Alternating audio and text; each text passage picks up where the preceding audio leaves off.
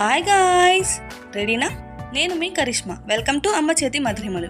ఇవాల్టి స్పెషల్ బీరకాయ పాలు పోసిన కూర. బీరకాయ కూర ఏం రుచిగా ఉంటుంది అనుకునే వాళ్ళు కూడా ఈ కూర తిన్న తర్వాత తమ వేళ్లను కూడా చప్పరిస్తూ లొట్టలేస్తారు. అంత కమ్మగా ఉంటుంది. నేను చెప్పే కొలతలు యాస్టీస్గా ఫాలో అయిపోండి. ది బెస్ట్ అంటే ది బెస్ట్గా వచ్చి తీరుతుంది. Let's start.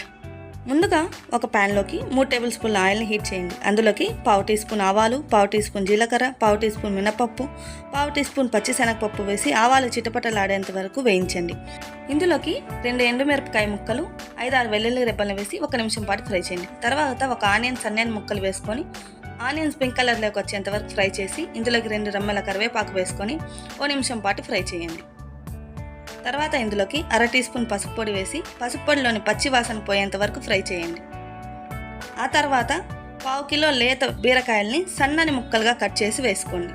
ఒకసారి మొత్తం అంతా బాగా కలిసేట్టు కలుపుకొని మూత పెట్టి మధ్య మధ్యలో కలుపుతూ బీరకాయ ముక్కలు మెత్తబడేంత వరకు మాత్రమే ఉడికించండి. మెత్తబడేంత వరకు అంటే ఆల్మోస్ట్ 70% వరకు బీరకాయ ముక్కలు అనేవి వేగిపోవాలి. ఈ ప్రాసెస్కి నాకు కనీసం 5 నిమిషాల టైం పట్టింది. తర్వాత ఇందులోకి 250 ml కాంచి చల్లార్చి పెట్టుకున్న పాలను పోసుకొని మధ్య మధ్యలో కలుపుతూ మూత పెట్టి కూర దగ్గర పడేంత వరకు ఉడికించండి.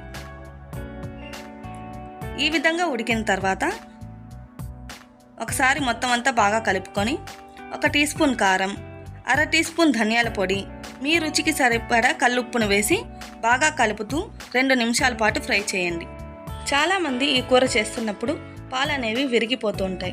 అలా ఎందుకు జరుగుతుంది అంటే మనం పసుపు పొడి వేయించాం కదా, ఆ టైంలోనే చాలామంది కారప్పొడి, ధనియాల పొడి, ఉప్పు వేసి వేయించేసి పాలు పోస్తారు. ఆ కారం వల్ల కూడా పాలు విరుగుతాయి. అందుకోసమే నేను చెప్పే ప్రాసెస్ని ఫాలో అయ్యి చూడండి. పాలు అనేవి విరగవు. ఇప్పుడు ఇందులోకి కొత్తిమీర తురుమును వేసి మంటని లో ఫ్లేమ్లో పెట్టి ఒకసారి బాగా కలిపి మూత పెట్టి మరో 2 నిమిషాల పాటు ఉడికించి తర్వాత కలిపి దించేసుకుంటే కూర అనేది రెడీ అయిపోయినట్లే. చూసారా ఎంత బ్యూటిఫుల్గా ఉందో? కొంచెం కూరతో ఎంత అన్నం తినేయచ్చు తెలుసా? ఆహాహా, చూస్తుంటేనే నోరు ఊరిపోతుంది. ఈ కూర చేసిన రోజు నాకైతే ఇంట్లో పండగే పండగ. నచ్చిందా?